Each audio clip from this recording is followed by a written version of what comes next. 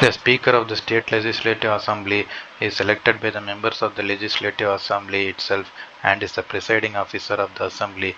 The Speaker has the responsibilities and the powers of conducting business of the Assembly in an orderly manner, maintaining decorum and regulating its procedure in terms of allowing the members to question and speak on the matters of importance, budget, and grants. The Speaker is the interpreter of the provisions of the Constitution, rules of procedure in the Assembly proceedings, rules of procedure and relative precedents within the Assembly.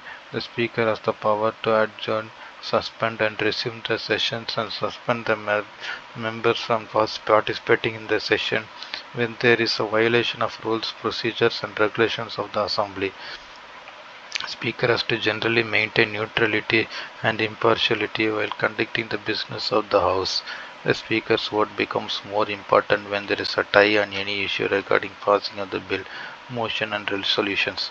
The Speaker's decision is final regulating the conduct of members and in matters of procedure and maintaining order in the House. The Speaker is not to be subjected to judicial intervention. The Speaker appoints the chairman of all the committees and supervises their functions.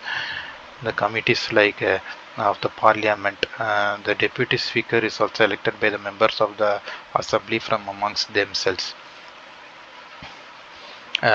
He performs the duties and responsibility of the Speaker in his absence. The decisions are all similar to the Speaker in the power, and any member existing on a panel can preside over the House in case of the absence of the Speaker and the Deputy Speaker. Committees of the Parliament include the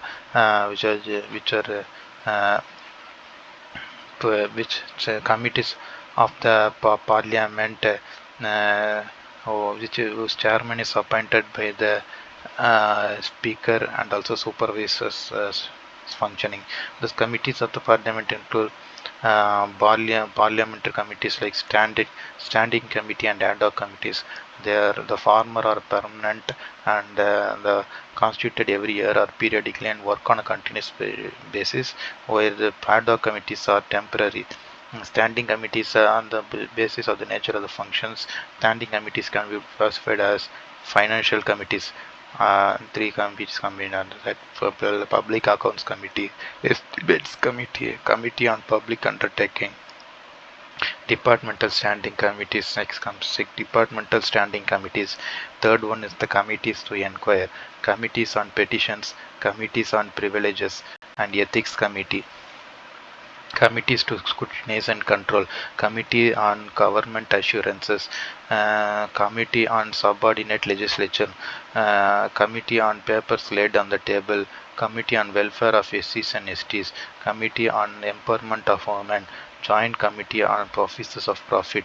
Committees relating to the day-to-day business of the House include Business Advisory Committee, Committee on Private Members on Bills and Resolutions, Rules Committee, Committee on Absence of Members from Sittings of the House, Housekeeping Committees or Service Committees, committees concerned with the provision of facilities of service to the members, General Purposes Committee, House Committee, Library Committee, Joint Committee on Salaries and Allowances of Members. Ad hoc committees can be divided into two categories, that is inquiry and advisory committees. Committees on Estimates. The major responsibility of the committee is to suggest the examiner, estimator and recommendation on matters related to economic related policy issues and alternate policies, administrative reforms and undertaking, and the tours and visits within and outside the state to study various schemes under the execution in regard to the state estimates under examination.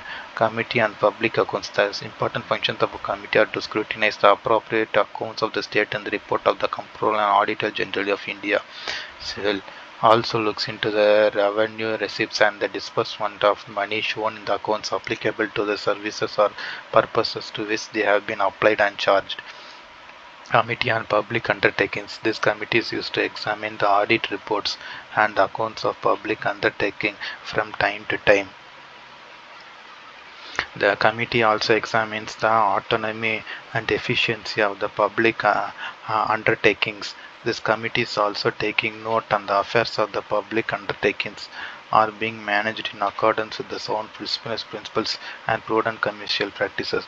The committee also examines the reports of the Comptroller and Auditor General of India on the public undertakings. The committee examines the working of the undertakings under its purview.